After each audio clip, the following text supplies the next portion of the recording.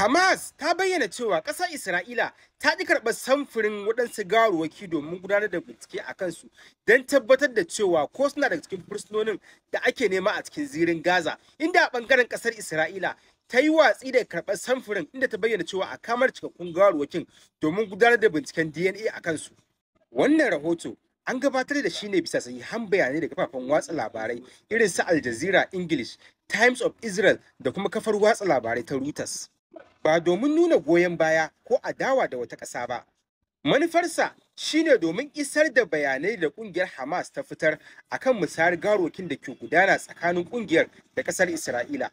Ƙungiyar Hamas ta bayyana cewa ƙasar Isra'ila ta ƙi karɓar samfurin waɗansu jukuna waɗanda ba a tantance su ba, inda ƙasar ta nemi a bada cikakkun gawarwakin domin gudanar da gwajin DNA domin tabbatar da cewa ko suna daga cikin jerin gawarwakin da ake nema a halin yanzu a cikin zirin Gaza.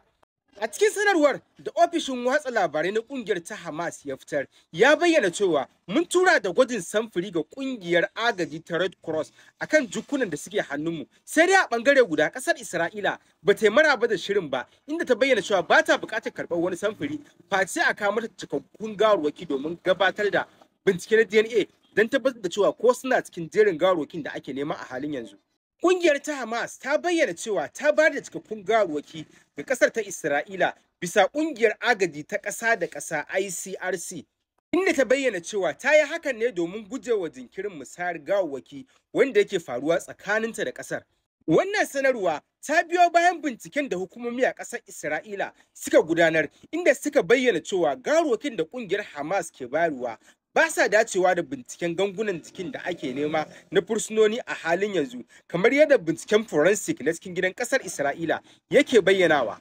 A martanin kakakin gwamnatin Isra'ila ya bayyana cewa mun karɓi cikakkun gawarwaki daga gurin ƙungiyar Hamas domin tabbatar da binciken DNA, sannan a ɓangare ɗaya muna ci gaba da bincike domin tabbatar da jukunan da aka kawo a karan baya wanda bincike nuna cewa ba sa cikin jerin fursunonin da ake nema domin tabbatar da adalci ga kowane bangare, musamman akan ikirarin kungiyar Hamas na cewa jukunan suna daga cikin waɗanda ake nema a cikin zirin na Gaza. Masana diplomasiya sun bayyana cewa wannan takaddama ka iya jinkirta yiwuwar musayar fursunonin da ke gudana a bangarorin biyu. Wannan yarjejeniya wadda ƙasar Masar da Qatar ke shiga tsakani don tabbatar da cewa ta kasance cikin adalci da gaskiya. A ɓangare guda, ƙungiyar Human Rights Watch ta yi kira da ɓangarorin guda biyu akan su gujewa shigar da lamarin siyasa a gurin musayar fursunoni ko kuma musayar gawarwaki domin tabbatar da adalci akan ƙudurin tsagaita wuta ga kowane ɓangare. Tana mai cewa wannan yana da matuƙar muhimmanci